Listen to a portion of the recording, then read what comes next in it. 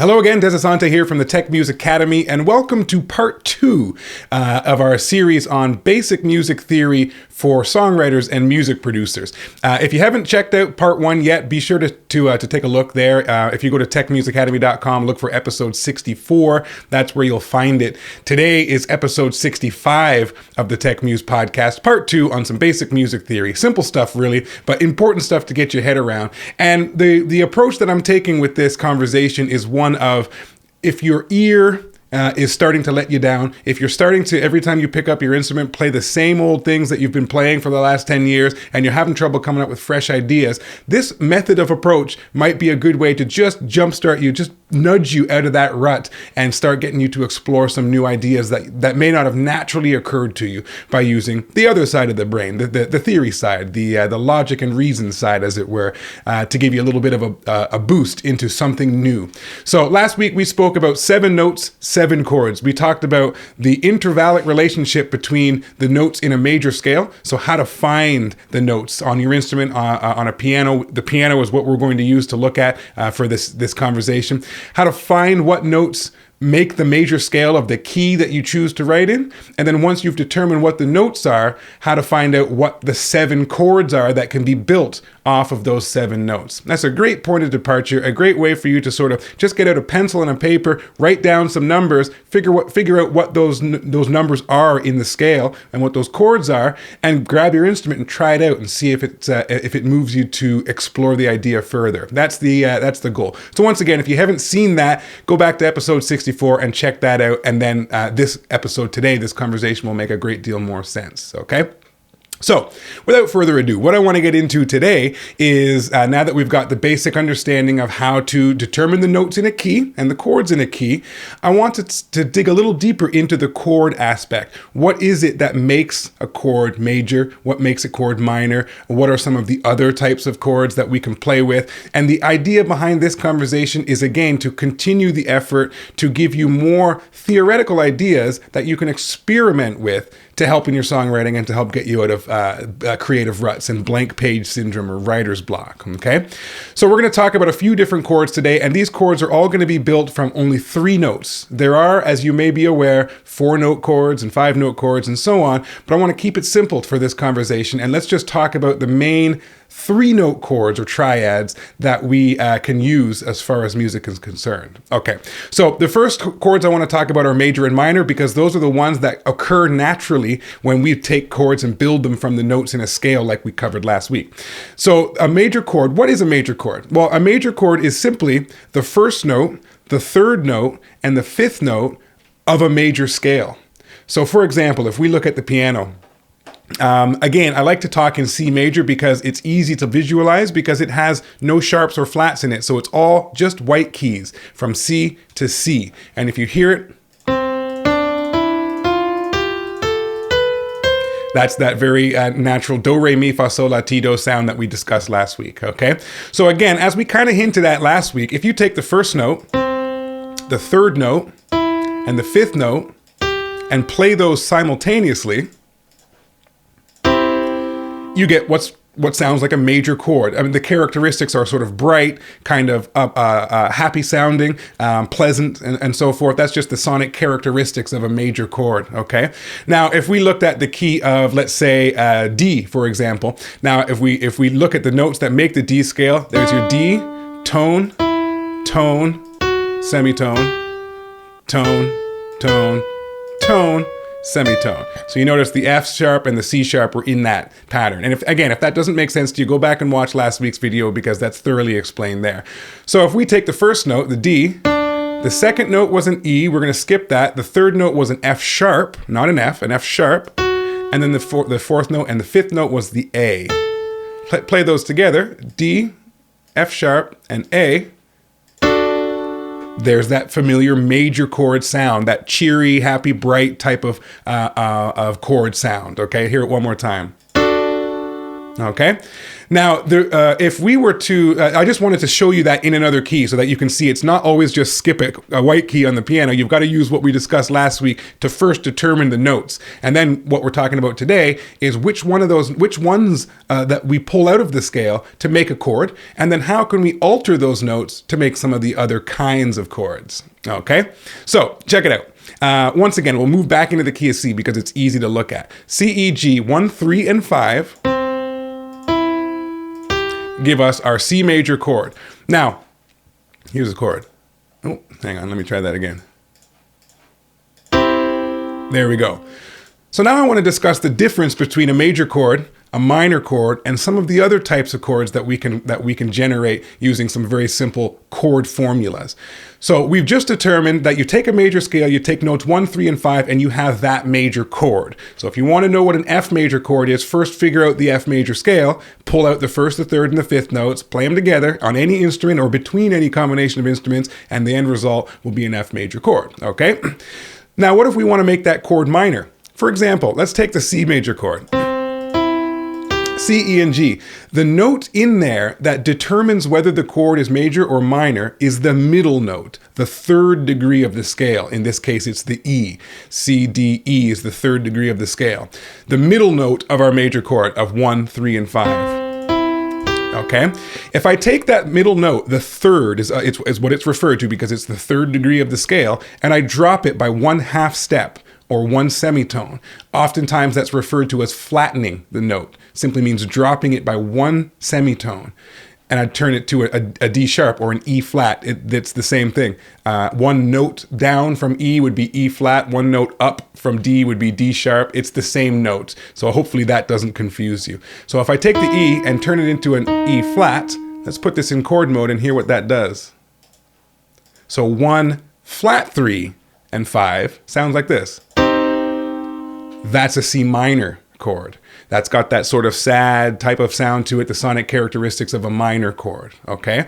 That is the only difference between a major and a minor chord. The third, the center note, is dropped by 1/2 step or flattened, and that turns a major chord minor, okay? So with this knowledge, if you can figure out what the notes are you're playing on your instrument, which one of those notes, or there may be more than one of them, depending on how you're playing the chord, is the third, and drop all of those down 1 semitone, 1 fret if you're on a guitar, 1/2 step, then you will have turned that chord from a major chord into a minor chord. So that's an example of how you might choose to try and break a rule. If a chord is supposed to be major, hey, try it minor and see what happens. If you like it, your ear will be the judge, okay?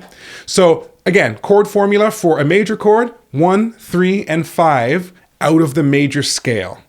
Minor chord, 1 flat 3 and 5 out, again, all getting our notes always from the major scale to begin with. And then we just apply the formula to change the type of chord that it is. So the formula for a minor chord is a flat 3, 1 flat 3 and 5. Okay. Now you'll notice, if you recall from last week, we also mentioned that chord number 7 in a key in the family of chords that come out of a scale is a weird one. It's what they call a diminished chord. Well, a diminished chord is simply a minor chord, in other words, a flat 3, with the addition of a flat 5. And let me show you what that sounds like. 1, the E is the 3, so we flatten it. The G was the 5, and we're going to flatten that one as well. And listen to the sound. It's got a very almost disconcerting sound to it. And again, that is what's called a diminished chord. Diminished refers to the space between the 1 and the 5 has been diminished. Sorry, I'm hitting the microphone.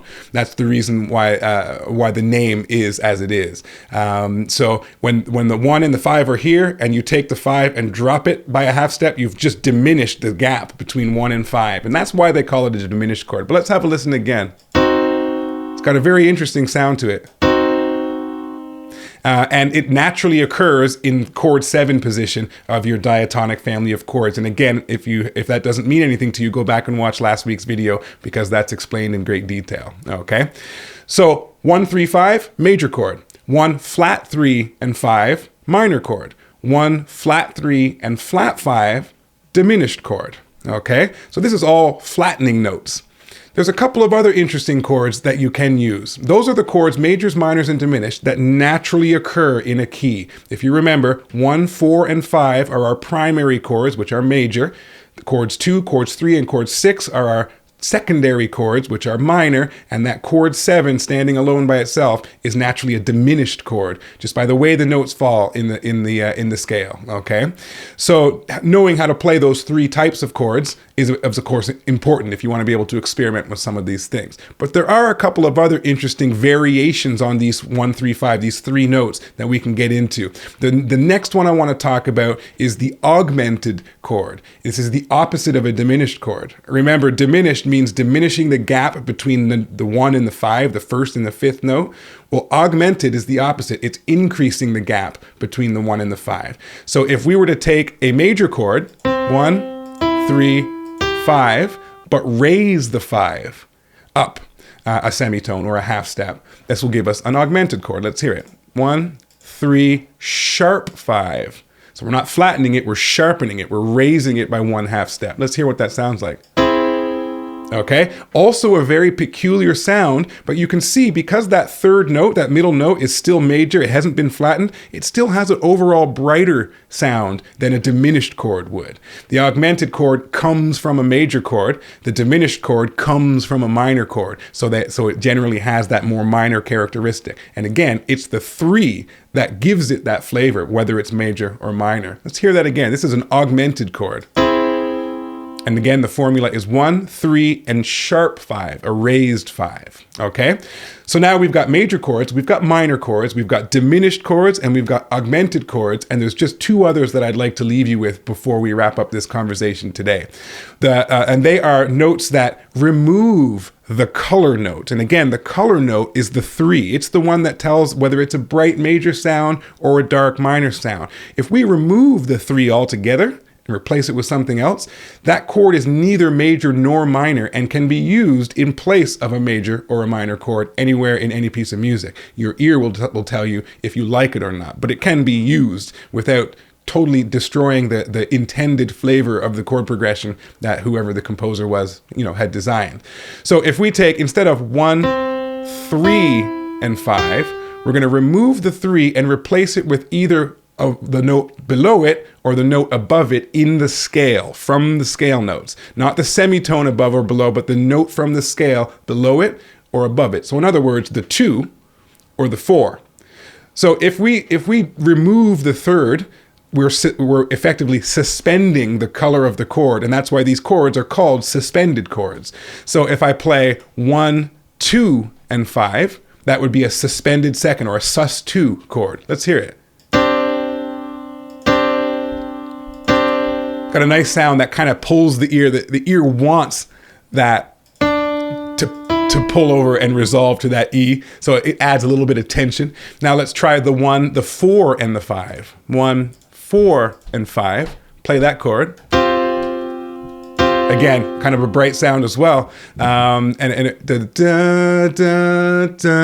wants to resolve to the major. It wants to do that, right? So again, when we remove the third and replace it with one of the notes on either side, either the second or the fourth, we are suspending the chord. And so you would call it either a sus2, suspended 2, or a sus4 chord, okay? So those are essentially the three note chord patterns that we can make. The formulas for major, which is 1, 3, 5, minor, which is 1, flat 3, 5, diminished, which is 1, flat 3, flat 5. We're closing the gap between the 1 and the 5. And then augmented, which comes from a major chord. So it's 1, 3, and sharp 5, a raised fifth by 1 semitone. And that gives you a augmented chord. We're augmenting the amount of space between the 1 and the 5. That's where those names diminished and augmented come from, okay? And then we have the 2 that are neither major nor minor because we've suspended the third, which is the color note, and we've replaced it with either the 2 or the 4. So 1, 2, and 5 would be a sus2 chord. 1, 4, and 5 would be a sus4 chord. And the thing to remember is that those suspended chords can be used in place of any major or minor chord because you're taking out the color note that gives it the major or minor flavor. So it doesn't matter if the song calls for a C major and you play a C sus2 or a C sus4.